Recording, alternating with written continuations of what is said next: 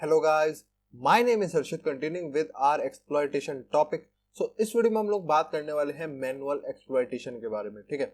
सो इससे पिछली वीडियो में हमने जितना भी देखा, जैसे एमएसएफ वेनम हो गया, एमएसएफ कंसोल हो गया, तो हमने पूरा रिलेट करा कि हम ऑटोमेटेड कैसे कर सकते हैं, मेटास्प्लॉइट फ्रेमवर्क की मदद से कैसे कर सकते हैं। ठीक है। हमने हर बार कोई ना कोई टूल यूज करा जो पहले से बना हुआ था, है ना। इस बार हम चाहते हैं कि हम देखें, अगर मान लो उन टूल्स के अंदर जैसे मेटास्प्लॉइट फ्रेमवर्क हो गया, ऐसे कोई भी बड़े बड़े फ्रेमवर्क हैं एक्सप्लॉइट के लिए जो काम आते हैं, ठीक है, अगर उसके अंदर कोई वनरेबिलिटी नहीं है, ठीक है, उसके अंदर कोई एक्सप्लॉइट अवेलेबल नहीं है, तो क्या आप हैक नहीं कर पाओगे उस चीज को। सोचने वाली बात है कि अगर मेटास्प्लॉइट फ्रेमवर्क के अंदर उस वर्जन के लिए कोई एक्सप्लॉइट अवेलेबल नहीं है अभी, तो क्या आप उस चीज को हैक नहीं कर सकते। तो बहुत इंपॉर्टेंट हो जाता है कि आपको मैनुअल एक्सप्लॉइटेशन भी आए, कि आप उन टूल्स के बिना भी हैक कर पाओ। तो वो कैसे करते हैं वो इस वीडियो में हम लोग देखेंगे। सेकंड चीज इस वीडियो में मैं बताऊंगा कि हम मेटास्प्लॉइट में एक्सप्लॉइट कैसे ऐड कर सकते हैं, चाहे एक्सप्लॉइट, चाहे ऑक्सिलरीज, पोस्ट एक्सप्लॉइटेशन, कुछ भी कोई अपना तरफ से आपको डालना हो, कोई स्क्रिप्ट डालनी हो अपनी तरफ से, आप कैसे ऐड अप कर सकते हो उसके अंदर। ठीक है। जैसे हमने देखा था ना, एक्सप्लॉइट थे उसके अंदर बहुत सारे, एसएसएच के लिए था, एफटीपी के लिए था, अलग अलग थे एक्सप्लॉइट। ठीक है, बहुत सारे थे, 3000 के आसपास एक्सप्लॉइट्स थे। वैसे ही हम अपना कैसे एक डाल सकते हैं। अपना या तो आप खुद लिखोगे, खुद नहीं लिखना तो पहले से काफी सारे लोग बनाते हैं, उनको भी आप डाल सकते हो जो मेटास्प्लॉइट में पहले से एडेड नहीं है। तो वो इस वीडियो में हम लोग देखेंगे कैसे हम ऐड अप कर सकते हैं मेटास्प्लॉइट के अंदर, चाहे एक्सप्लॉइट ऐड करना हो, ऑक्सिलरी, जो भी आपकी मर्जी हो, सेम तरीका है ऐड करने का। मैं इस वीडियो में एक्सप्लॉइट ऐड करके दिखाऊंगा ताकि आपको एक आइडिया लग जाए कि कैसे आप खुद से ऐड अप कर सकते हो इंटरनेट से लेके। ठीक है। तो सबसे पहले हम करते हैं मैनुअल एक्सप्लॉइटेशन, जिसमें कि हम लोग यूज करेंगे पाइथन की एक स्क्रिप्ट का। ठीक है, पाइथन की स्क्रिप्ट का एक यूज करेंगे, कोई बड़े टूल का यूज नहीं करेंगे। वो स्क्रिप्ट स्पेशली इसी वनरेबिलिटी के लिए बनाई गई है। लोग बनाते हैं, आप डालोगे ना, जैसे फॉर एग्जांपल कोई भी एसएसएच का कोई पर्टिकुलर वर्जन डाला, जैसे फॉर एग्जांपल एसएसएच 1.2.3। ठीक है। अब इसमें कोई वनरेबिलिटी है तो हम डालेंगे इसके लिए गिटहब एक्सप्लॉइट। इस वर्जन के लिए जितने लोगों ने गिटहब पे कोई एक्सप्लॉइट लिखा होगा वो आपके सामने आ जाएगा। ठीक है। उसके बाद आप उसको लेके एक्सप्लॉइट कर सकते हो वहां से कॉपी करके। तो इस वीडियो में देखो, मैं दूसरों का तो नहीं कह सकता, तो इसलिए मैंने खुद ही एक स्क्रिप्ट लिखी पहले तो। ठीक है, मैंने एक स्क्रिप्ट लिखी है पाइथन से। तो आप मेरी यहाँ पे आ जाओगे, आप मेरे गिटहब पे आ जाओगे, नीचे लिंक मिल जाएगा आपको, वहां से भी आ सकते हो। तो हम लोग इसकी मदद से हैक करेंगे आज एक लिनक्स की मशीन दोबारा से। तो ये है हेल्थ सेंटर। ठीक है, उसका 01 हेल्थ सेंटर 01, ये मेरी गिटहब की प्रोफाइल है, हेल्थ सेंटर 01। आपको यहाँ पे आ जाना है। यहाँ पे आओगे तो ओवरव्यू या फिर रेपो के टैब, ये वाला जो टैब है ना सेकंड वाला, इसके टैब के अंदर या फिर ओवरव्यू के अंदर यहाँ मिल जाएगा आपको VSFTPD 2.3.4, जिसको हम हैक करने वाले हैं FTP के इस वाले वर्जन को। इसका एक्सप्लॉइट मिल जाएगा पाइथन में। ठीक है। तो यहाँ पे आपको पाइथन का एक्सप्लॉइट मिल जाएगा। तो मैं अभी स्टेप्स में आपको पूरा बताऊंगा कैसे आप लोग इसका यूज करके हैक करोगे। ठीक है। तो यहाँ पे देखो, सबसे पहले यहाँ पे मैंने डिस्क्रिप्शन वगैरह, स्क्रीनशॉट वगैरह दिया है, जिसको पढ़ना है कि समझना है ये वनरेबिलिटी है क्या बेसिकली। ठीक है। अगर आपको इंटरेस्ट है कि आप समझना भी चाहते हो कि मैं जिस चीज को हैक कर रहा हूँ उसमें वनरेबिलिटी थी क्या, तो यहाँ पे आप देख सकते हो। उसके अंदर मैंने रिक्वायरमेंट्स लिखी है, रिक्वायरमेंट्स को आपको यहाँ पे कॉपी और पेस्ट करना है बस। ठीक है, कोई बहुत बड़ी रिक्वायरमेंट्स नहीं है, जैसे अपडेट हो गई। ठीक है, क्योंकि अपडेटेड होना चाहिए तभी आप सब इंस्टॉल कर पाओगे जो मैं टूल्स बता रहा हूँ। पाइथन 3 चाहिए, ये मेरे ख्याल सबके पास होगा। उसके बाद आपको चाहिए यहाँ पे पाइथन 3 पिप। ठीक है, यानी कि पिप अगर आपने सुना होगा तो ये पाइथन की लाइब्रेरीज, एक्सटर्नल लाइब्रेरीज को डाउनलोड करने के लिए यूज होता है, पिप। ठीक है। उसके बाद लास्ट में ये सबसे इंपॉर्टेंट है, ये तो करना ही करना है।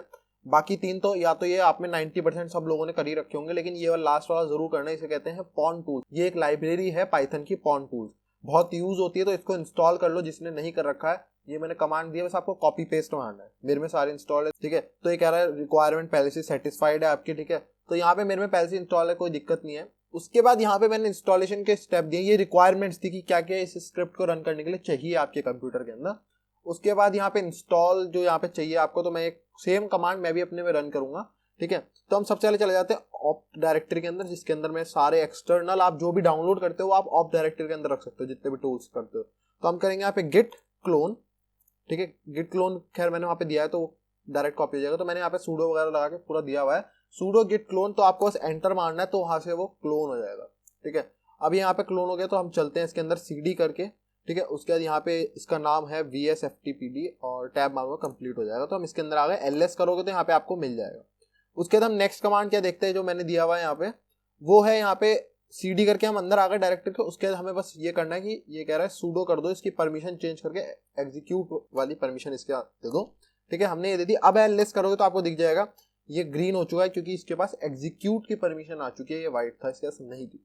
अब हम इसको रन कर सकते हैं। रन करने के लिए मैंने यहाँ पे बताया कैसे इसकी यूसेज है। यूसेज में क्या है, आपको लगाना है sudo, उसके बाद exploit.py और उसका टारगेट की IP दो जिसे हैक करना है। बाकी सारा काम ये अपने आप स्क्रिप्ट संभाल लेगी, ठीक है। अब ये जरूरी नहीं है कि आप लोग भी स्क्रिप्ट लिखो, जैसे मैंने अपने लिए लिखी पाइथन के लिए, जरूरी नहीं है हर कोई लिखे, ठीक है। मैं लिख रहा हूँ तो मैं लोगों के लिए ही लिख रहा हूँ। अब सब लिखने लग जाएंगे तो एक दूसरे की यूज कौन करेगा। जरूरी नहीं है कि हर कोई प्रोग्राम करे, लेकिन अगर करते हो तो अच्छी बात है, कोई बुराई नहीं है, काफी मतलब काम आती है अगर मैं बोलूँ प्रोग्रामिंग, ठीक है। उसके बाद यहाँ पे एग्जांपल भी दिया, जैसे sudo लगाया exploit.py, उसके बाद एक IP देनी है आपको जिसको हैक करना है, ठीक है। और अगर आपको उसको टेस्ट करना है रन करके तो मेटास्प्लॉइटेबल 2 पे आप इसे टेस्ट कर सकते हो, जिसपे हम अभी टेस्ट कर रहे हैं इसे, ठीक है। जिससे आपको पता चल जाएगा कि हैकिंग होती कैसे है, क्योंकि मैंने देखो यहाँ गिटहब पे करा, कोई मैंने बड़ा टूल यूज नहीं करा, ठीक है। 20 लाइन का कोड है, दिखाऊंगा 20 लाइन का कोड आपको रूट यूजर दे सकता है। देखो यहाँ पे इसका मैंने दिया है कि who am I root, hack करके देखा। मैं अगर यहाँ पे आपको दिखाऊं इसको खोल के, तो ये पॉन टूल्स की मदद से मैंने लिखा है, ठीक है। तो ये हमारी खुल गई। अब आप देखोगे तो यहाँ पे ये स्पेस वगैरह मैं छोड़ दूं तो ये लगभग 20 लाइन का कोड है, ठीक है। 27 का है टोटल और इसमें 7 मैंने स्पेस दिए हुए हैं, ठीक है, ताकि कोड थोड़ा पढ़ने लायक रहे इस चक्कर में। और बाकी भी फालतू की लाइन है, जो काम की लाइन अगर मैं बोलूँ ना, बाकी जैसे प्रिंटिंग की काम हो गया कि प्रिंटिंग, रनिंग और सक्सेस, ये सब छोड़ दूं, अगर हटा दूं तो मुश्किल से 10-15 लाइन का कोड है, इससे ऊपर का नहीं है। इससे हमें रूट यूजर मिल सकता है, सोचो हैक करके। तो ऐसा नहीं है, पाइथन इसलिए लोग यूज करते हैं क्योंकि छोटा और बढ़िया आसानी से कोड हो जाता है। यही किसी और लैंग्वेज में जाओगे तो काफी बड़ा कोड हो जाएगा, ठीक है। तो इसलिए लोग इसको प्रेफर करते हैं यूज करना। अब आते हैं हम इसको, और हमने सब कुछ कर लिया, अब हम इसको रन करके देखते हैं। तो यहाँ पे हमें लिखना है exploit.py, ठीक है। जो भी आपको फाइल का रीनेम भी करना है नाम, कोई दिक्कत नहीं है, ठीक है। exploit.py लिखा है मैंने। उसके बाद यहाँ पे एंटर मारेंगे तो ये कह रहा है कि भाई यूसेज इसकी ऐसे है कि आपने लिखा है exploit.py प्लस आपको इसको IP देनी पड़ेगी टारगेट की जिसे हैक करना है, ठीक है। तो हम इसे आर होस्ट में कह सकते हैं कि इसे आर होस्ट चाहिए, तो हम यहाँ पे हम इसे देते हैं IP देते हैं जिसे हैक करना है, तो 192.168.56.103 ये IP है, ठीक है, मेटास्प्लॉइटेबल 2 की, जो कि अगर मैं दिखाऊं तो ये रन हो रही है यहाँ पे मेटास्प्लॉइटेबल 2 वर्चुअल मशीन में मेरी, ठीक है, वर्चुअल बॉक्स पे रन हो रही है। तो अब मैं जैसे ही एंटर मारूंगा तो ये कह रहा है कि बैकडोर एक्टिवेट हो चुका है हमारा, उसके बाद ये रन कर रहा है और ये हमें कह रहा है कि हमें शेल मिल चुका है, गॉट शेल, ठीक है। तो यहाँ पे हमारे सारा काम अब चेक करके देखते हैं कि हमें शेल कौन से यूजर का मिला है, हु एम आई रूट, अरे वाह हमें रूट यूजर मिला है यू नेम डैश ए। तो आप देखोगे मेटास्प्लॉइटेबल को हमने हैक कर दिया सेकंड्स के अंदर, ठीक है। और आप सोचो कि 10-15 लाइन के कोड ने इतना कुछ कर दिया, तो कितना अच्छा है। अगर आपको कोडिंग भी आए खुद से तो आप खुद से एक्सप्लॉइट बना सकते हो, ठीक है। सीवी इसके खुद होते हैं, एक्सप्लॉइट बना सकते हो आप खुद से, मेटास्प्लॉइट के अंदर ऐड कर सकते हो खुद से लिख के, तो वो भी काफी अच्छा लगता है, अपने आप में अच्छी फीलिंग होती है कि आपने खुद का लिखा हुआ है एक्सप्लॉइट, ठीक है। तो ऐसे आप मैनुअली एक्सप्लॉइट कर सकते हो विदाउट यूज ऑफ मेटास्प्लॉइट, ठीक है, विदाउट यूज ऑफ मेटास्प्लॉइट को हमने टच नहीं करा, कोई बड़े टूल को जो बहुत नामी टूल हो ऐसा कुछ नहीं, खुद से हमने कोड करा, खुद से करा, कोई दिक्कत नहीं, ठीक है। हमें किसी चीज की जरूरत नहीं। हर जगह ऐसा नहीं हो सकता क्योंकि कुछ एक्सप्लॉइट ऐसे होते हैं जो बहुत इंटेंस होते हैं, जिसके लिए आपको hundreds of line of code लिखना पड़ता है और लोगों ने पहले से लिखा हुआ है, तो हम उसको क्यों लिखेंगे वापस, सोचने वाली बात। तो ये बहुत छोटा है, अगर आप कंपेयर करोगे और गिटहब के लिंक्स पे जाओगे तो आपको दिखेगा उनका कोड काफी बड़ा था, मैंने खुद से देखा, उनके काफी बड़े बड़े कोड थे और काफी इजी था वो। तो मैंने सोचा कि जब इतनी छोटी लाइंस में लिख सकते हैं तो इतना लंबा खींचने के कोड को जरूरत नहीं, बहुत छोटा है। और अगर आपको पसंद आया कि ऐसे कैसे लिख सकते हैं तो मुझे बताना, मैं आपको ये भी सिखा सकता हूँ कि हम कैसे पाइथन से एक्सप्लॉइट लिखना है, या बेसिकली जो पर्टिकुलरली जिसे हम कहते हैं कि सिक्योरिटी के लिए प्रोग्रामिंग कैसे करते हैं। मैं ये नहीं बोल रहा हूँ कि यहाँ पे आपको मैं सिखाऊंगा कि कैसे हैकिंग के लिए टूल्स बनाते हैं, मैं ये बिल्कुल नहीं करता। मैं देखता हूँ लोग सर्च करते हैं कि कैसे हैकिंग के लिए पाइथन पढ़े, ये नहीं।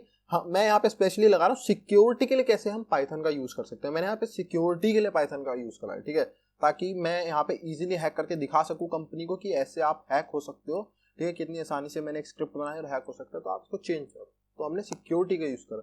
अब हम देखते हैं कि कैसे हम मेटास्प्लॉइट में ऐड कर सकते हैं। अब ये सोचते हैं कि भाई मान लो हम इसके लिए हमें प्रोग्रामिंग भी नहीं आती, एक एग्जांपल लेते हैं कि हमें प्रोग्रामिंग भी नहीं आती, अब हम क्या करें, मुझे कुछ समझ नहीं आ रहा क्योंकि मुझे प्रोग्रामिंग भी नहीं आती, तो अब हम क्या कर सकते हैं ये समझते हैं सबसे पहले, ठीक है। तो यहाँ पे मैं जाऊंगा और मैं नॉर्मली लिखूंगा VSFTPD, ठीक है, और इसका एक्सप्लॉइट चाहिए मुझे 2.3.4 का एक्सप्लॉइट चाहिए इस वर्जन का मुझे। तो मैं यहाँ जाऊंगा, सबसे पहले आया है Rapid7। Rapid7 कौन है, मेटास्प्लॉइट वालों को खुद का है Rapid7, मतलब Rapid7 वालों ने मेटास्प्लॉइट बनाया है।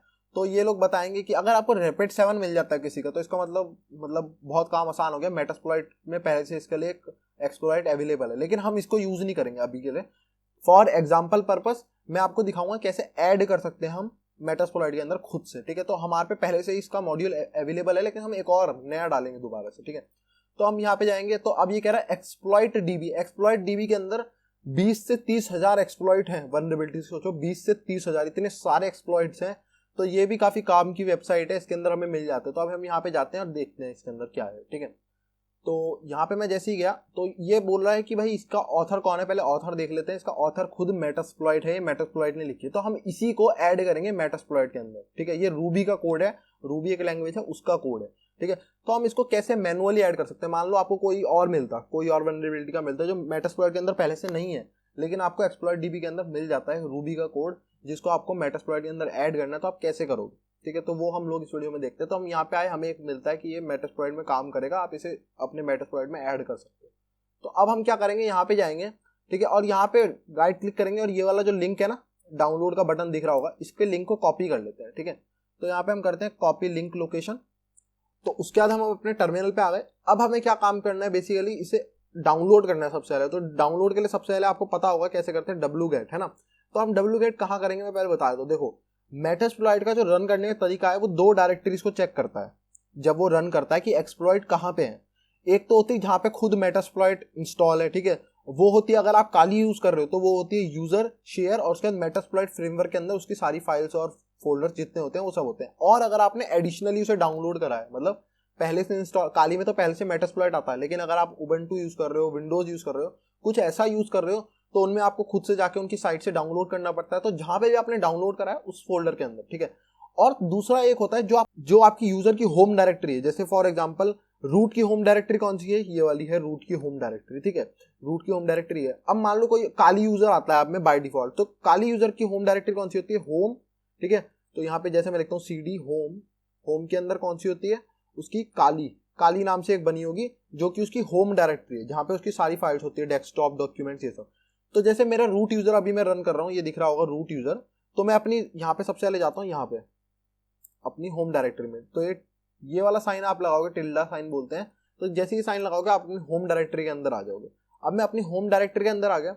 यहाँ पे एक फोल्डर आपको बना हुआ मिलेगा जो मेटास्प्लॉइट बना के रखता है, जिसे हम कहते हैं cd.msf4। ठीक है, msf4। अब मेटास्प्लॉइट जब रन करता है तो वो इस फोल्डर के अंदर भी चेक करता है कि इस फोल्डर के अंदर कोई एक्स्ट्रा मॉड्यूल तो आप लोगों ने ऐड नहीं करा हुआ है। अगर ऐड करा है तो वो उसे भी मेटास्प्लॉइट के अंदर लोड कर देते हैं। तो हम इसके अंदर जाएंगे। ठीक है, और उसके अंदर जाने के बाद एलएस करेंगे। तो यहाँ पे कह रहा है कि ये सब है, आपकी हिस्ट्री देखनी है, आपको लॉग्स देखने हैं, ठीक है, लूट कितनी करी है, वो सब देखना है। तो हम जाएंगे मॉड्यूल्स, हमें मॉड्यूल्स के अंदर जाना है, cd मॉड्यूल। मॉड्यूल्स में आपको अलग अलग ऑप्शंस होते हैं। ठीक है, जैसे यहाँ पे सिर्फ एक्सप्लॉइट का है, तो यहाँ पे आप लिखोगे एक ऑक्सिलरीज का बना सकते हो, पोस्ट एक्सप्लॉइट, जो भी मतलब देखे थे आपने क्या क्या होता है, नॉप्स होता है, एक्सप्लॉइट होता है, ठीक है, ऑक्सिलरीज होता है, पोस्ट एक्सप्लॉइटेशन होता है, पेलोड्स होता है। तो उन सबका आप यहाँ पे बना सकते हो। तो हम क्या ऐड कर रहे हैं, मैंने आपको बताया था एक्सप्लॉइट्स, है ना। तो मैं यहाँ जाऊंगा एक्सप्लॉइट। आपके अंदर अगर एक्सप्लॉइट का फोल्डर यहाँ नहीं बनाया तो उसे बना लेना। तो यहाँ पे एक्सप्लॉइट लिखते हैं हम, cd एक्सप्लॉइट। ठीक है, एलएस करते हैं तो यहाँ पे अभी कुछ भी नहीं है, क्योंकि हमने कोई एक्स्ट्रा यहाँ पे एक्सप्लॉइट नहीं डाला। अब यहाँ पे हम करेंगे wget, और वो जो लिंक हमने कॉपी करा था, ठीक है, इस लिंक को यहाँ पे कॉपी कर लेते हैं। तो यहाँ पे हम लिंक को कॉपी करेंगे, लेकिन इसका नाम चेंज कर देता हूँ कुछ अच्छा सा, जैसे जिससे हमें याद रहे। तो हम लिखेंगे vsftpd का है, vsftpd। ठीक है, vsftpd। उसके बाद हम इसे देते हैं 234 वर्जन का है। ठीक है, और यहाँ पे हम इसे दे देते हैं एक्सप्लॉइट। ठीक है, vsftpd 2.3.4 एक्सप्लॉइट हमने इसे ये नाम दिया।